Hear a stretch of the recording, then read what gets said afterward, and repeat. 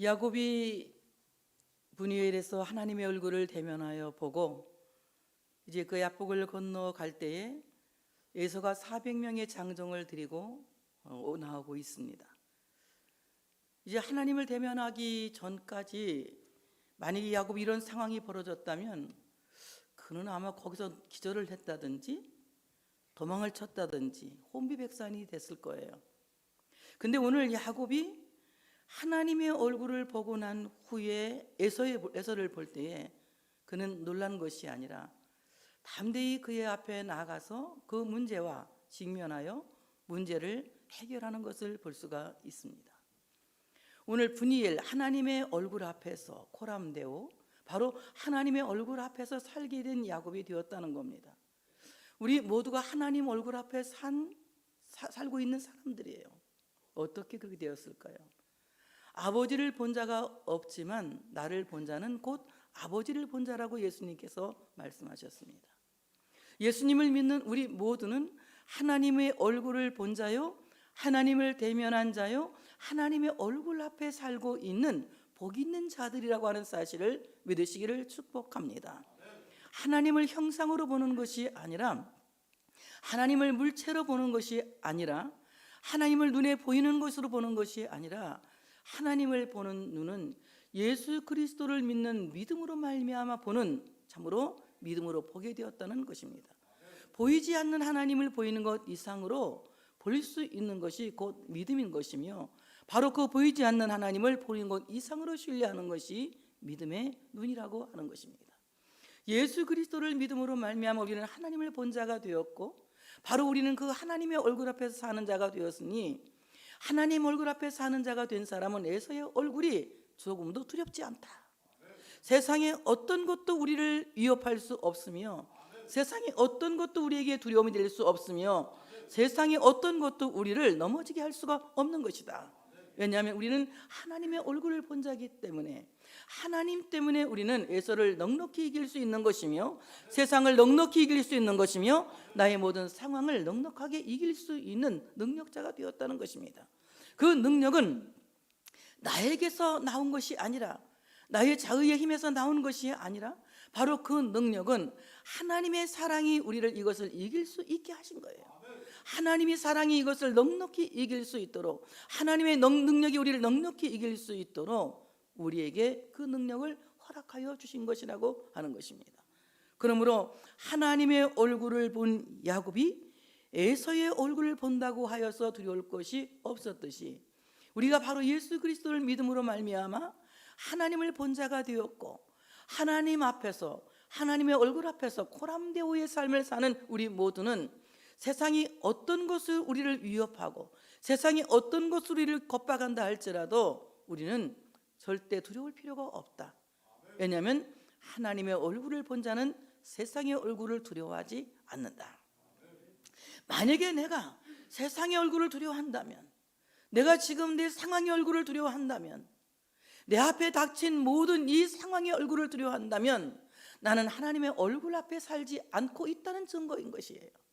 정말 내가 하나님의 얼굴 앞에 살고 있는 자가 되었다면 나에게 이 두려움을 주는 상황, 이 고통을 주는 상황, 에서의 얼굴을 두려워하지 않는 것입니다. 오히려 에서의 얼굴을 보고 그는 그 앞으로 나가게 되었다고 하는 것입니다. 오늘 야곱이 이렇게 야곱의 시각의 관점이 달라진 것은 하나님의 얼굴을 보았기 때문에 하나님의 얼굴을 본 그 눈은 세상을 보는 모든 관점이 달라졌다는 것이에요. 세상을 볼 때 늘 두려워했고 세상을 볼 때 늘 근심하였고 세상을 볼 때에는 늘 그가 염려에 빠져 있었지만 하나님의 얼굴을 본 이후로는 세상을 볼 때 두려워하지 않았다는 것입니다. 어떻게 말합니까? 하나님께서 말씀하시잖아요. 태산아 네가 무엇이냐? 내가 수르밥 아래에서 평지가 될 것이다. 하나님을 본 자 앞에서 바로 분이엘의 축복을 받은 자 앞에서 세상의 모든 것들은 허망하게 되어진다고 하는 것입니다. 그러므로 우리가 그 허무하게 되어질 것들을 보고 두려워하는 것은 우리가 하나님의 얼굴 앞에 있지 않다는 증거가 된다고 하는 것입니다. 그런데 오늘 야곱은 바로 하나님 얼굴 앞에 선 자였기 때문에 에서의 얼굴을 두려워하지 않았습니다. 오히려 그가 그들 앞에서 나갔다고 했습니다. 이 말은 무슨 말입니까? 온 가족 앞에서 최전방에 서게 되었다고 하는 것입니다. 뒤로 숨지 않았다는 것이에요. 이 사건을 피하여 숨지 않았다는 것입니다. 오히려 그 사건을 향하여 직면하여서 앞으로 나갔다고 하는 것입니다. 그리고 그 문제와 참으로 타협한 것이 아니라 그 문제를 완벽하게 해결하였다고 하는 것입니다. 오늘 야곱이 가족의 생명을 지키기 위해서 후방으로 숨지 않고 최전방으로 나가서 그 문제를 직면한 것은 예수님께서 인류의 죄를 대속하시려고 십자가 뒤로 숨지 않으시고 십자가 앞으로 나가서 인간의 죄를 직면하시고 인간의 저주를 직면하시고 인간의 멸망을 직면하시고 시인이 십자가에 죽으심으로 말미암아 인간의 저주를 해결하셨고 인간의 죄를 해결하셨고 인간의 멸망을 해결하신 것과 다를 것이 없다고 하는 것입니다.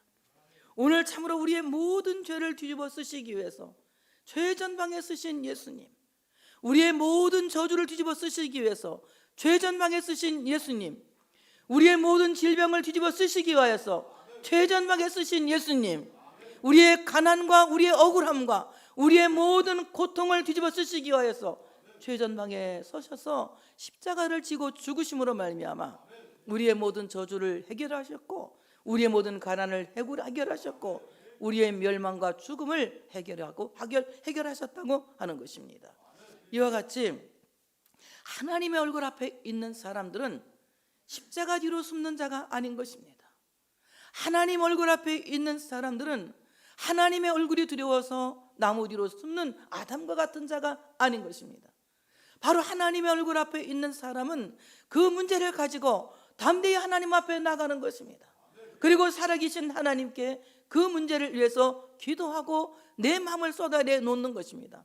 이럴 때 하나님께서 우리의 모든 문제를 해결해 주시고 우리의 모든 염려를 해결해 주시고 우리의 모든 고통을 풀어서 살리신다고 하는 사실을 믿으시기를 축복하십니다.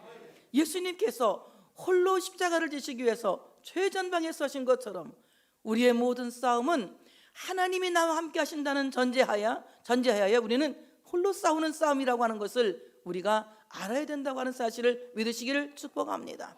다른 사람들이 위해서 기도해주고 염려해주고 이런 것들이 물론 우리에게는 커다란 힘이 되고 도움이 되지만 중요한 것은 내가 하나님 앞에서 1대1의 관계 속에서 바로 세워져야 된다는 거예요. 내 믿음이 바로 세워져야 된다는 것입니다. 내 신앙이 바로 세워져야 된다는 것입니다.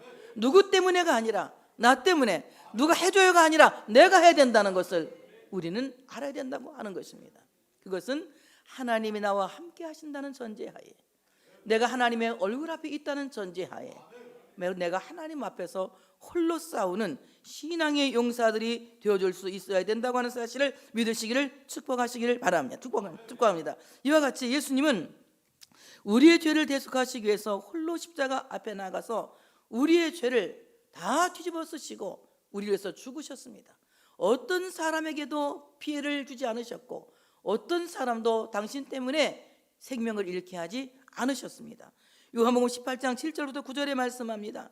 이제 예수님을 찾기 위해서 이제 많은 사람들이 와서 예수님을 찾으려고 올 때에 예수님이 어떻게 말씀하십니까? 누구를 찾느냐? 그들이 말하되 나사렛 예수라 이렇게 말합니다. 예수님께 대답하셨습니다. 너희에게 내가 그니라 하였으니 나를 찾거든 이 사람들이 가는 것을 용납하라. 이 사람들이 가는 것은 용납하라. 이 사람들은 해치지 말아라.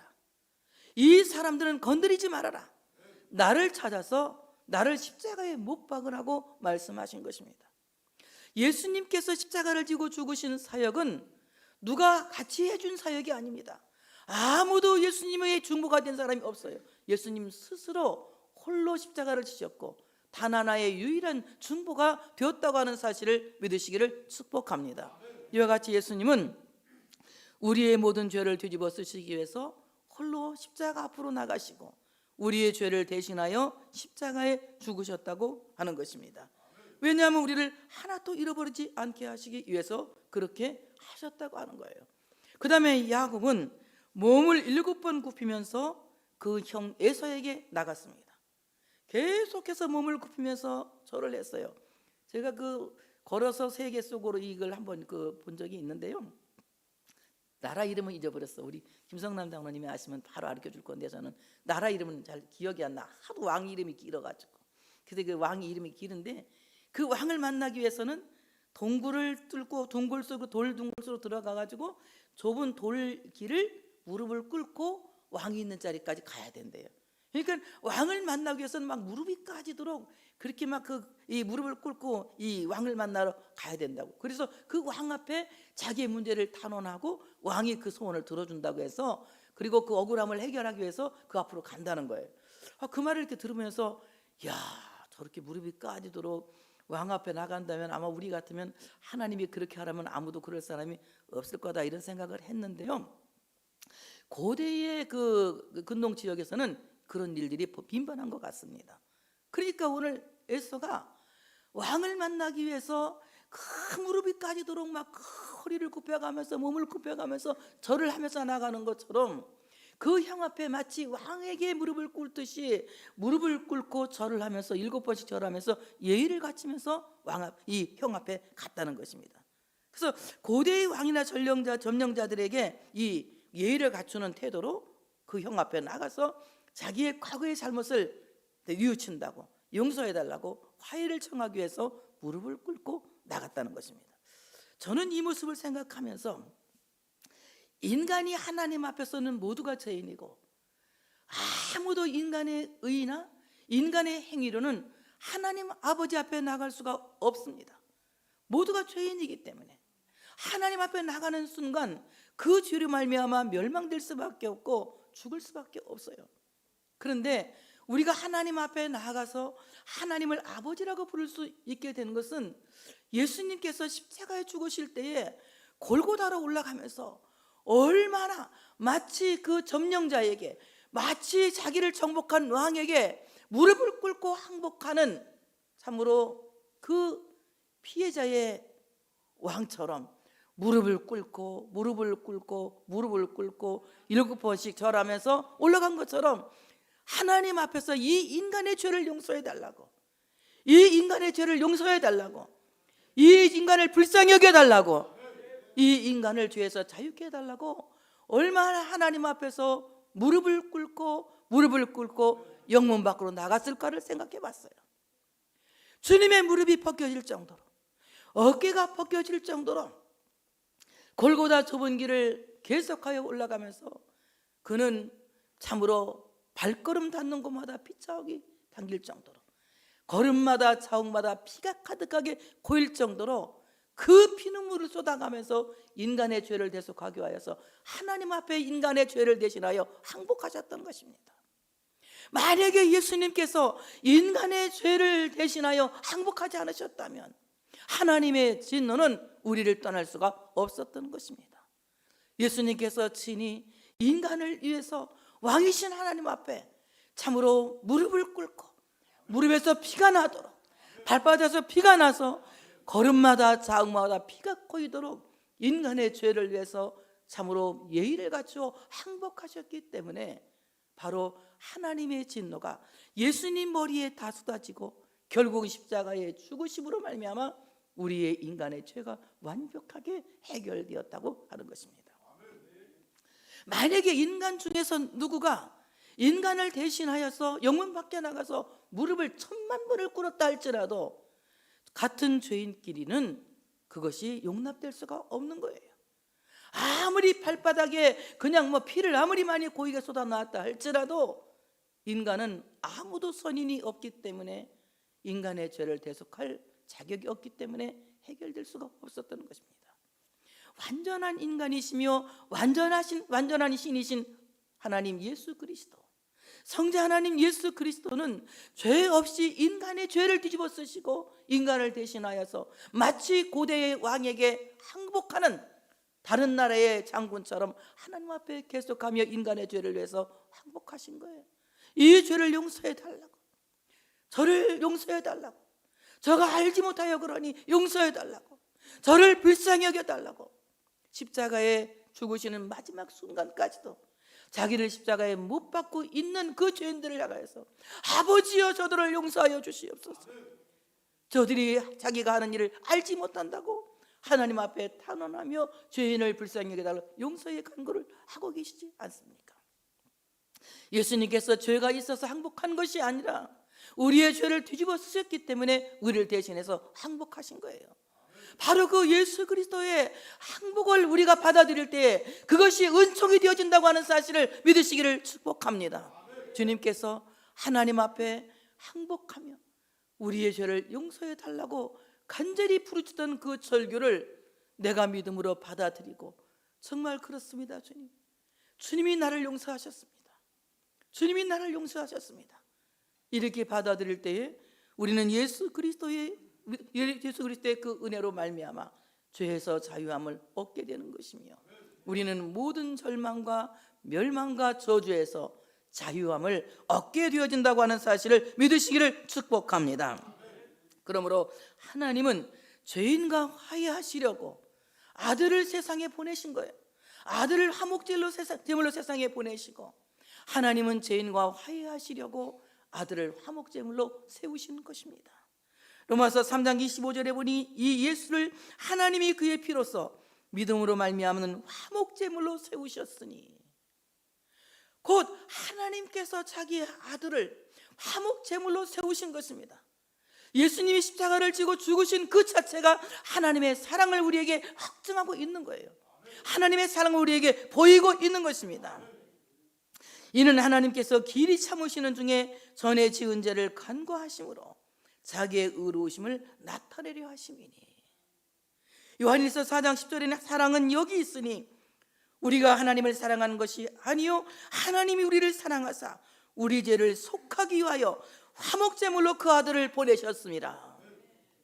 바로 하나님께서 그 아들을 화목제물로 세상에 보내셨고 화목제물로 세상에 오신 예수님은 친히 화목제물로 되시기 위하여서 골고다 영문밖에 좁은 길을 걸어가며 무릎을 꿇고 참으로 발자국 닿는 것보다 피를 남기시며 저들의 죄를 용서해달라고 하나님 앞에 인간을 대신하여 항복하셨다는 것입니다. 그리고 우리를 하나님과 화목하게 하시고 도저히 하나님께 가까이 갈 수 없는 우리를 하나님께 가까이 나가서 하나님을 아버지라 부를 수 있게 우리에게 복을 주신 거예요. 얼마나 놀라운 특권을 가졌습니까? 하나님을 아버지라 부를 수 있는 특권을 예수를 믿는 그 믿음으로 말미암아 얻게 되었으니 우리는 얼마나 큰 특권을 가진 자입니까?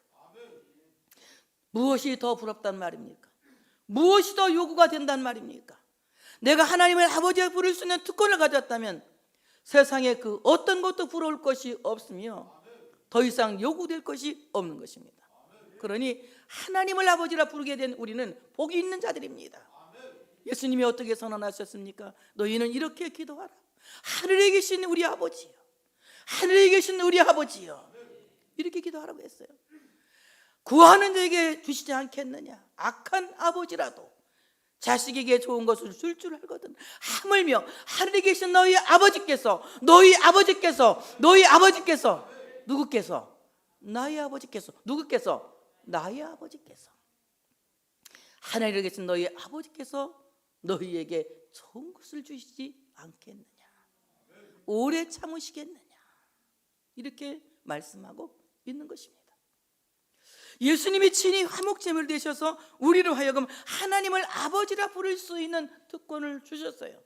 세상에 그 어떤 권세도 더 이상 요구가 필요 없습니다. 세상에 더 어떤 것도 더 이상의 요구가 필요 없습니다. 하나님이 우리 아버지가 되셨고 내가 하나님을 아버지라 부르는 이상 우리에게는 막강한 권세와 막강한 권리가 따르게 되어져 있는 것입니다. 그런데 하나님이 아버지임에도 불구하고 아버지를 부르지 않고 아버지를 찾지도 않고 아버지에게 요구도 하지 않는다면 이것은 불행한 부자다. 다 같이 불행한 부자다. 여러분, 누리는 부자가 되시기를 바랍니다. 행복한 부자가 되시기를 바랍니다. 누리는 부자, 행복한 부자는 하나님 아버지를 찾는 자들이에요. 하나님 아버지를 부르는 자들입니다. 하나님 아버지께 구하는 자들입니다. 그러니 하나님 아버지께 요구하는 자들, 하나님 아버지를 부르는 자들, 하나님 아버지를 찾는 자들, 그리고 하나님 아버지와 끊임없이 아름다운 부자관계를 유지할 수 있는 우리 모두가 되어져야 된다고 하는 사실을 믿으시기를 축복합니다. 바로 예수 그리스도께서 하나님께서 화목제물로 보내셨고 화목제물로 세우셨다는 겁니다. 자, 화해라고 하는 말은 헬라말로 카탈라소라고 하는 말인데, 이 말은 교환한다, 바꾼다, 이 말이 바꾼다. 저는 이 말에서 이런 말을 한번 붙이고 싶어요. 위대한 교환, 이렇게 하고 싶습니다. 예수님께서 인간이 받아야 할 모든 분노, 모든 진노, 하나님의 공의에 의하여서 받는 모든 심판을 대신 십자가에서 죽으심으로 다 받으신 거예요. 예수님이 대신 모든 심판을 받으셨기 때문에 더 이상 우리에게 하나님의 심판은 있을 수가 없습니다. 다만 믿지 않는 자에게는 정죄가 따르는데, 그것은 믿지 않기 때문에 심판을 이미 받은 것이라고 말씀하고 있습니다. 하나님이 세상을 이처럼 사랑하사 독생자를 주셨으니 저를 믿는 자마다 멸망하지 않고 영생을 얻게 하려 하심이라. 믿는 자는 이미 구원을 받은 거야. 그러나 믿지 않는 자는 정죄가 따른다고 분명히 경고하고 있습니다. 바로 하나님께서 예수님을 세상의 화목제물로 세우시고 화목제물로 보내셔서 예수님 때문에 인간과 하나님 사이가 화해되어진 것입니다. 그래서 죽을 수밖에 없는 죄인이 의인이라 칭하게 되어서 하나님의 죄인을 의인으로 바꾸셨고, 멸망을 축복으로 바꾸셨고, 저주를 은혜로 바꾸셨다고 하는 것입니다. 예수 그리스도께서 십자가에 지고 죽으심으로 말미암아 화목제물 되심으로 말미암아 우리의 모든 저주가 바뀌어진 거예요. 예수를 믿는 모든 이들에게는 달라진 것입니다. 하나님이 저주 대신에 복을 주십니다. 하나님이 멸망 대신에 구원을 주십니다. 하나님이 심판 대신에 용서를 선언하시는 것입니다. 그러므로 우리 모두는 예수 그리스도로 말미암아 이제 무죄가 선언되었다는 것이에요. 더 이상 죄인으로 하나님 앞에 서게 되는 것이 아니라 믿음으로 말미암아 의롭다 하심을 입고 이제 그 칭의의 은총으로 말미암아 하나님 앞에 설 수 있는 복 있는 자가 되었다고 하는 것입니다. 그러니 우리 모두가 하나님의 은혜로 말미암아 죄인이 의인이 되어졌고, 멸망받을 자가 복받을 자로 바뀌어졌고, 저주받을 자가 은혜받은 자로 바뀌어진 위대한 교훈의 참으로 위대한 교환의 은총을 받은 하나님의 사람이 되었다는 이 사실에 우리 모두가 감사해야 될 줄로 믿습니다. 이제 그가 엎드려서 계속해서 꾸부리고 가니까 에서가 보니 벌써 21년이라는 세월이 많이 흘렀고, 에서는 다혈질이니까 성질도 급하지만 잊어버리는 것도 빨리 잊어버려요. 이 야곱은 계속 21년 동안 형에게 잘못한 걸 묵상하며 사는 거예요. 형이 분명히 복수할 거다, 형이 복수할 거다. 형에 대한 나쁜 선입견을 늘 생각하면서 21년 동안 지우지 못하고 살았어요. 그게 성격입니다. 야곱의 성격은 꼼꼼하고 여성같이 생겼거든요. 그런데 에서의 성격은 다혈질이고 남성 기질이 충분히 많은 사람이에요. 그러니까 21년 동안 뭐 조금이야 남아 있겠지만, 조금 남아 있었겠지만 어쨌든 많이 잊어버렸어요. 동생이 막 허리를 굽히고 오는 걸 보니까 어때요? 불쌍한 마음이 들어가지 않았겠습니까? 쫓아가서 서로 끌어안고 입을 맞추면서 울면서 이제 형제가 상봉을 합니다. 그리고 이제 에서가 묻습니다. 에서가 눈을 들어 여인들과 자식들을 보고 묻되 너와 함께한 이들은 누구냐? 야곱이 이르되 하나님이 주의 종에게 은혜로 주신 자식들이니이다. 그때 여종들이 그의 자식들과 더불어 나와 절하고, 레아도 그의 자식들과 더불어 나와 절하고 그의 요셉과 라헬과 더불어 나와 절했다, 이렇게 말하고 있어요. 누구냐? 하나님이 주의 종에게 은혜로 주신 자식들입니다, 이렇게 말하고 있어요. 이 말이 무슨 말이냐? 내가 은혜 받아가지고 하나님이 나에게 능력을 주셔서 이렇게 자식을 낳습니다, 이렇게 우리가 얼른 그냥 들을 땐 그래 보이지 않습니까? 그런데 원어로 보게 되면 이렇게 되겠어요. 하나님이 주의 종을 불쌍히 여기셔서 거저 주신 선물입니다. 이렇게 말하고 있는 거예요. 여러분, 자식이라고 하는 것은 하나님이 나를 불쌍히 여기시고 주신 선물이에요. 거저 주신 선물. 그러니 하나님이 우리를 불쌍히 여기시고 하나님이 나에게 거저 주신 이 선물을 우리는 늘 감사로 받아야 할 줄로 믿습니다. 자식이 우리 곁에 있는 것도 감사하고, 자식이 숨쉬고 있는 것도 감사하고, 자식이 살아가고 있는 것도 감사하고, 이와 같이 하나님이 나를 불쌍히 여기셔서 나에게 주신 선물입니다. 자식이 힘들면 누가, 부모 마음은 어때요? 부모가 어떻게 기도합니까? 부모가 어떻게 기도합니까? 내 자식을 불쌍히 여겨달라 기도해요? 나를 불쌍히 여겨달라 기도합니다. 주여 나를 불쌍히 여기소서. 내 자식이 아픕니다. 가나안 여자가 그렇게 기도했잖아요. 주여 나를 불쌍히 여기소서. 내 딸이 흉악한 귀신 들렸나이다. 바로 하나님이 자식은 나를 불쌍히 여기시고 주신 선물이에요. 그렇기 때문에 이 귀한 선물을, 하나님의 은혜로 얻은 이 자식을, 이 선물을, 이것을 내가 내 것이라고 주장해서는 안 되는 것입니다. 하나님이 주신 선물을 하나님의 선물답게 잘 관리해야 돼요. 그들이 믿음 안에서 잘 살아갈 수 있도록, 하나님이 기뻐하시는 사람이 될 수 있도록, 하나님께 인정받을 사람이 될 수 있도록 기도해주고 대화하고 같이 성경 공부하고 이렇게 나누는 신앙의 부모들이 되어져야 된다고 하는 것입니다. 오늘 야곱은 이렇게 주의 종을 불쌍히 여기셔서 거저 주신 선물입니다. 이 말을 듣는 순간 에서의 마음이 어떻겠습니까? 아, 내가 지금 힘든 세상을 살았는데 그래도 네가 하나님의 은혜로 버텼구나. 내가 형이 없어도 하나님의 은혜로 잘 살았습니다. 이랬으면 얼마나 기분이 나빴겠어요? 근데 하나님이 나를 불쌍히 여기셔서 내가 자식도 낳았습니다. 이렇게 말하고 있는 거예요.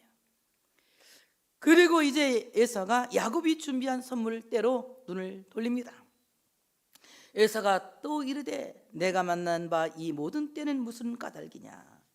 야곱이 이르되 내 주께 은혜를 입으려 함이니이다. 에서가 이르되 내 동생아 내가 있는 것이 족하니 내 소유는 내게 두라. 이렇게 말합니다. 많은 이 선물을, 예물을 준비해요. 그런데 뭐라고 하냐? 아니야, 나도 많아. 그러니 네 것은 너 가져. 형이 이렇게 말합니다. 그런데 야곱은 그렇지 않습니다. 형님, 내가 형님 눈앞에서 은혜를 입었사오면 청하건대 내 손에서 이 예물을 받으소서. 내가 형님의 얼굴을 보니 하나님의 얼굴을 보는 것 같습니다. 형님이 나를 기뻐하시는 것 같습니다. 그러니 이 예물을 받아주세요. 하나님이 내게 은혜를 베푸셨고 내 소유도 많은데 내가 형님에게 이 예물을 드리오니 받아달라고 강권해서 이 예물을 받게 합니다. 오늘 선물, 이 예물, 이것은 이제 이 제사법에 나와 레위기제사법에서 미나라고 하는 소재의 제사예요. 선물을 준비했다는 것입니다. 선물이라고 하는 것은, 여러분 선물할 때 어떤 마음을 갖고 하죠? 저 사람이 나한테 또 선물을 줄 거야, 이런 마음을 갖고 하면 대가성이 있는 선물은 뇌물에 해당되는 거예요. 이것은 좋지 않은 선물입니다. 선물을 할 때는 아무 생각 없이 해야 돼. 그냥 고마운 마음으로, 그냥 감사하는 마음으로 이렇게 하는 거예요. 감사 예물 드릴 때 마찬가지. 우리가 하나님께 감사 예물을 드릴 때 조건을 달면 안 돼. 하나님 감사하니까 이거는 꼭 들어달라고, 그건 소원 예물 드릴 때 하는 거고, 감사 예물 드릴 때는 조건이 필요 없어. 그냥 하나님께 감사하는 거예요. 감사하는 조건이, 하나님 내게 주신 은혜가 내가 무슨 토를 달릴 필요가 있겠습니까?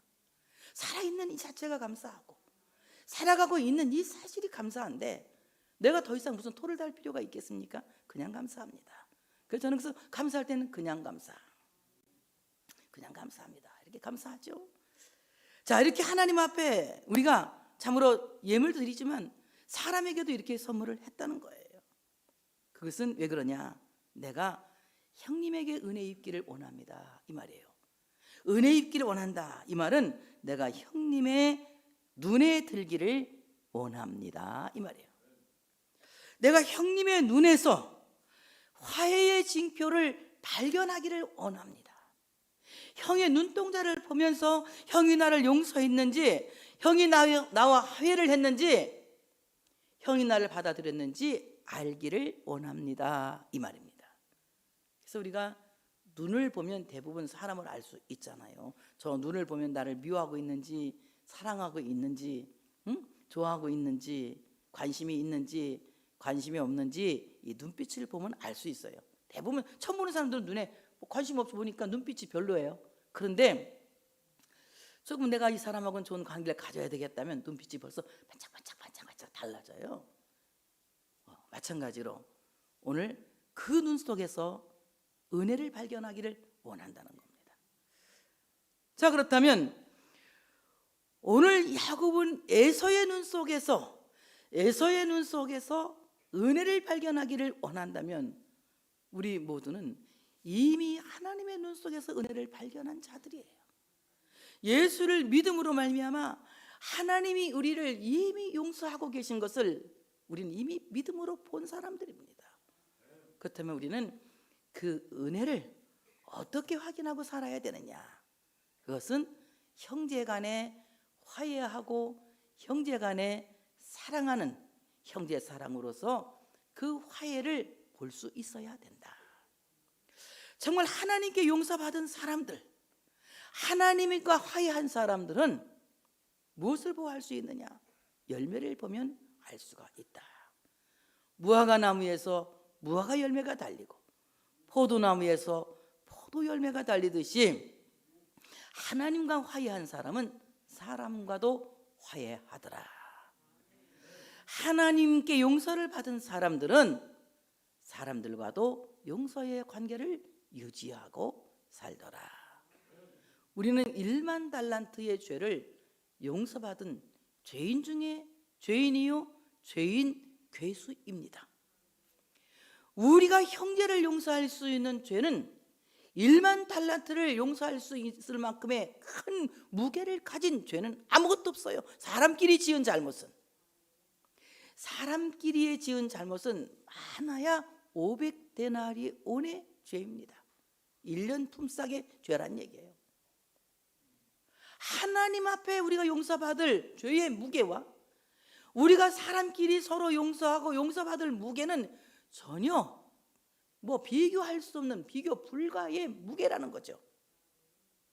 그럼에도 불구하고 우리는 평생토록 용서하지 못하고 살고 있으니 여러분, 용서하지 못하는 사람도 죄의 무게에 시달리는 것이고 용서받지 못하는 사람도 죄의 무게에 시달리는 것입니다.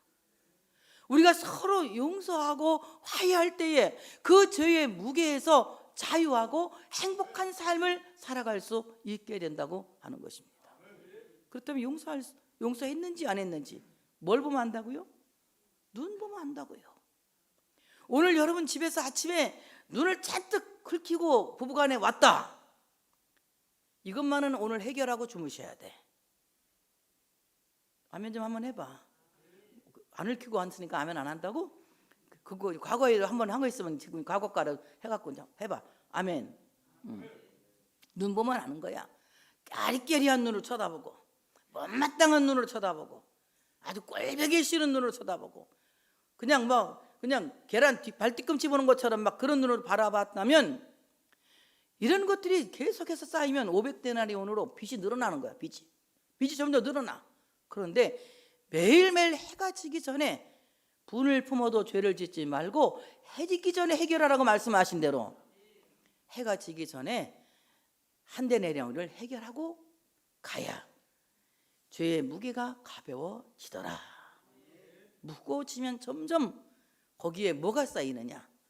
무게가 가중되는 거예요. 어떻게? 오해가 가중되는 거예요. 안 미워하는데 미워하는 것처럼 오해하게 되는 거예요. 안 싫어하는데 싫어하는 것처럼 오해가 가중되는 거예요. 그래서 어떻습니까? 관계가 점점 나빠지지. 더 이상 관계가 회복될 수 없을 만큼 어려운 지경에 이르게 됩니다. 근데 여러분, 가족이 헤어질 수 있겠어요? 가족은 못 헤어지는 거예요. 가족은 평생 같이 가야 되는 거예요. 그렇기 때문에 어떻습니까? 가족은 이 무게를 해결해야 된다는 것입니다. 여러분, 지금 얼마의 큰 무게를 갖고 여러분이 갖고 있습니까? 500데나리온에 오해가 가중되어서 1000데나리온이 되었습니까? 그렇다면 하나씩 하나씩 풀어가야 합니다. 이 무게를 덜어내야 합니다. 그래야 에서도 자유롭게 떠날 수 있는 것이고 야곱도 자유롭게 살 수 있는 것입니다. 우리는 이미 예수 그리스도의 은혜로 말미암아 하나님과 우리 사이에 모든 죄의 무게는 1만 달란트라고 하는 엄청난 죄의 무게는 한꺼번에 단번에 영원부터 영원까지 해결되었습니다.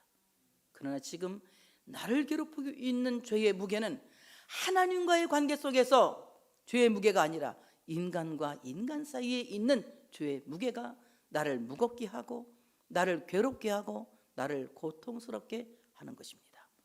여러분, 가족끼리의 문제, 교우들 간의 문제, 그리고 사회의 지인들과의 문제, 우리 모든 일가 친지와의 문제, 몇 데나리온이 되었든지 거기에 오해까지 가중되어 있다면 이 무게를 덜어내십시오.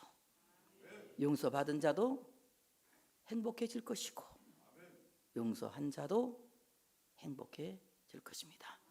쌍방 서로 화해를 이름으로 말미암아 행복해져야 되는데 오늘 이 용서의 선물을 우리는 어떻게 줘야 되느냐? 강권하여 주는 거예요. 강권한다. 이 말은 강제로 팔을 비틀어서라도 준다는 거거든. 그러니 여러분, 팔을 비틀어서라도 우리 인간과의 관계 속에 있는 죄의 무게를 덜어냅시다. 털어냅시다. 그래서 정말 가볍고 행복하게 힘들 때 가장 힘이 되는 사람이 누구예요? 가족인 거예요. 가족. 그래서 우리가 서로 아름다운 가족 관계, 아름다운 교우 관계, 그리고 아름다운 사회성을 여러분들이 키우시기를 바랍니다. 21년 동안 많은 오해와 나쁜 선입견 속에서 고통을 당하고 있던 야곱이 하나님의 얼굴을 본 후로 달라진 것은 자기 스스로 문제를 해결하기 위해서 문제 뒤에 숨지 않고 문제 앞으로 무릎을 꿇고 나갔던 것입니다. 여러분은 문제 뒤로 숨지 마시고 문제 앞으로 무릎을 꿇고 나오십시오. 하나님과의 모든 문제는 이미 해결되었으니 우리 서로의 모든 문제를 해결하기 위해서 그 무게를 덜어내기 위해서 우리 서로 용서하고 용서받는 성민 공동체가 되시기를 축복합니다. 하나님께 영광의 박수 올려드리겠습니다.